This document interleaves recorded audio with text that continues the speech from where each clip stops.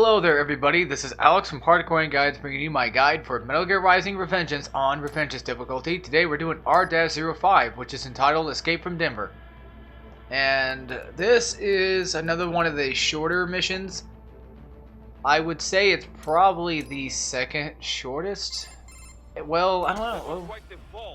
No, I have to look at Metal Gear Rising again. I have to look at R-00 again, but... Well, maybe that one's probably the second shortest. This one might be either the second or the third shortest chapter in this game. And don't let that, fool you with the kind of, just... Even though it's a short chapter, it doesn't mean that it's not going to be difficult, though. And, of course, since we're trying to escape from Denver, the PMCs, the cyborgs over here, do not want us to leave. So, obviously, we have to take them out. This is actually the very first chapter I decided to start using the polearm in, and I realized how good of a weapon it was. This was the very chapter I was talking about when I said that, I started using unique weapons for what they really were, and Mistral's polearm is actually pretty freaking good. I actually like it a little bit. At first, when I first started using it, after you beat Mistral and you get her weapon and stuff, when I first played this game, I'm like, it's a cool looking weapon, but I just don't have any need to use it, Same thing with the size. I hardly even used the size or the pencil blades until I realized what potential they really had. And this game is great with those unique weapons, though. It really is. So, that's the first ranked fight. R-05, in my personal opinion, is one of the easier chapters to get an S rank on. And you're all probably thinking, well, what about R-06? That's Sam's boss fight. That was pretty short. Is that one super easy to get an S rank on? No. No, it's not. Well, I mean, it depends on how reactive you are. I did get it, and I was super excited that I did get it, though. But I still haven't done R-04, and hopefully I don't have to go through the whole game from 00 to 07 to get S ranks, or to get, the S rank trophy. Hopefully it's just you can get them whatever order you want. Which sounds more likely, but who knows. You do not have to engage this fight. This is a non-engaged fight. But if you want to get stealth kills just for whatever reason, you can. If you don't trust the geckos enough to get past them, you can do stealth kill on them, and it's pretty easy stuff. Just jump on the buses and jump on top of these little train station roofs. These little, train waiting rooftop things here. And then just go ahead and take them out that way. There is, I think, a box that you have to blade mode somewhere in this chapter. It's in the very beginning of this chapter, there's a box that you have to go into blade mode to cut it open. That's one of the fuel cells, or I think it was a life cell, to be honest. So if you guys are looking for those, and you don't have that one in particular, well, there you go. I just told you about it. So I did end up dying, so as you saw, there was a cut there. That's because this room is filled with RPGs.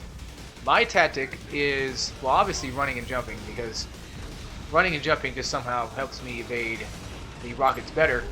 But if you run around in a circle around these buildings, each time you run up to an enemy, he'll jump down. So that's what I'm trying to do. I'm trying to get all the RPG guys on the ground. That way I can do blade mode on them. I'm not going to worry about, how much damage I'm taking and stuff like that. But getting S rank on this was a turd. I'll have to give it that. I'll give it credit for that. It was a turd getting S rank on this part and the last part. But other than that, this one's not that difficult to get an S rank for, really. It's not. Then, after you kill off a few RPG guys, an armor cyborg is going to come through, and then... Well, I didn't kill them all off just yet, but... Eventually an armored cyborg will come through, but they're too slow to catch up to you anyway, so you're probably already bound running around, killing these guys off. And hopefully you have full fuel by this time, that way you can go ham on this guy. And I realized Mistral's weapon is extremely deadly when in Earth mode. It's ridiculous how destructive it is. What her polearm is basically used for is used for groups of enemies. That's what I found it most useful for. Whereas with the Bloodlust, I found it more useful for enemies that are easy to cheese, or just basically, well, actually technically just cheesing enemies, because it's too slow of a weapon to really use in combat. But it still is pretty useful in its own right. Then you have the sides, which are pretty good for, stunning enemies, and that's pretty much the only allocation that it has. Unfortunately, it can only do that, but, we can't be like Raphael and have two sides and, cut people up that way or stab them or whatever he does. I don't really pay attention to the TMNT. That universe is something I don't really pay attention to. Same thing when it came to Transformers. I never really paid attention to them. Oh, speaking of which, well, I want to get back and playing that game, but I was looking, and I did post on Twitter that I was thinking about getting the Legend of Korra game that was made by Platinum Games, because I feel like I'm doing myself a disregard if I don't get it. Well, not a disregard, but just I'm trying to think of what word I want. But I did die here, yeah. I don't know. It doesn't seem like that bad of a game. I was watching one of my guys, and he played it, and he said that it was a decent game. You know, it had a low budget to it, so it was obviously a low budget game because nobody marketed it or anything like that. Not Nickelodeon, not Platinum. But the thing is, I never really cared for the TV show, I guess, even though I thought it looked okay, but I just never got into it. Especially the original Avatar stuff, I just never had an interest in that when it was out. But there was a few episodes I watched, but I just never could get into it though. And I get, you know, Korra looks a lot better, but I don't know yet. The game doesn't look too bad, and it's made by Platinum, so it shouldn't be that bad of a game, right? Then I thought maybe I'll get it. Might just do a fun little guide for it. Even though the game doesn't really need a guide, from what I understand, but it's still there that I could do. Well, this game doesn't really need... I don't really need to do a guide to this game, but I'm just doing this for a couple reasons. You know, some people probably haven't seen a guide to this game, or they would much rather prefer to watch me or something like that. Whatever the case may be, well, if you prefer to watch me, I appreciate that a lot. I really do.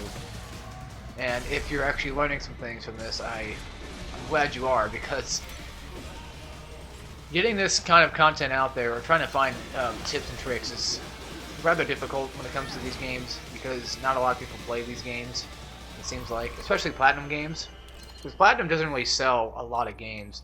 Their effort, and I remember reading this in an article the other day, I forgot his name, but the guy, I think, was the president of the company or something like that.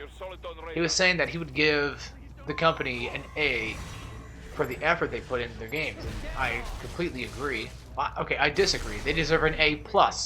That's what they deserve, for all the effort they get. I want to say S. I know I can't, because that's not a real grade. Well, in the schooling grade, I guess you could say.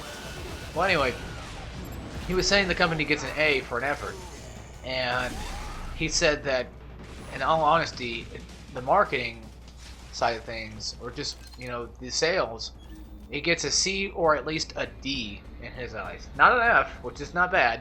D is still passing, so they're still making money in some regards, but they're not making enough money. But then again, if they made too much money, they'd have to be making games that are like extremely AAA titles for the entire mass. And okay, by the way, 3D photos do not work on Mastiffs. They're not human, so if they're, well, they're not cyborgs. They're actual, I think, legit robots. So they don't work on, you know, robotic enemies and stuff like that. Cyborgs they do. But it was funny. I remember in what was it, Metal Gear Solid 4, you could use, I think it was a Playboy magazine. You could put it on the ground. It basically is the same thing like that. Which that's where the idea came from, of course. I know, but I remember playing Metal Gear Solid 4 and seeing videos of it online. Well, seeing videos of it online about MGO online, where people would use it and actually would distract somebody. And I guess they're bringing something in for MGS5 online, where you can use these adorable little plushies or something, and people get distracted by them, and there's no escape from it for a little bit. You know, that's some pretty funny stuff. But I have never had the opportunity to use the 3D photos very well. I know how to use them, I just don't use them because I just feel like they're a waste of my time. Yeah, they are good for cyborgs, but most of the time the people I want to stealth are not cyborgs. They're particularly Mastiffs. So somehow I get caught here, and if you do get caught, there will be a grab that will spawn in. You can initiate, well, if you get caught, that's when this whole grad initiates his own fight sequence. If you don't get caught, he won't show up at all. So that's why I recommend doing stealth on this part, because this guy's a little bit of a butthead. But pretty soon we're about to be done with this chapter, and I will see you guys in the next chapter. Well, before we do that, there's actually a cyborg in the next room over here. And then if you go in that room, there's an optional fight between a couple Mastiffs, and there's some watermelons in there, and I think a crate that you can break open, an item crate. So go ahead and cut this guy up. I don't know why I did that. You don't have to, he's just there. But yeah, that's the end of the Escape from Denver. It's another short chapter, and R-06 should be a few minutes less than this. And we'll see you all then. So take care, everybody.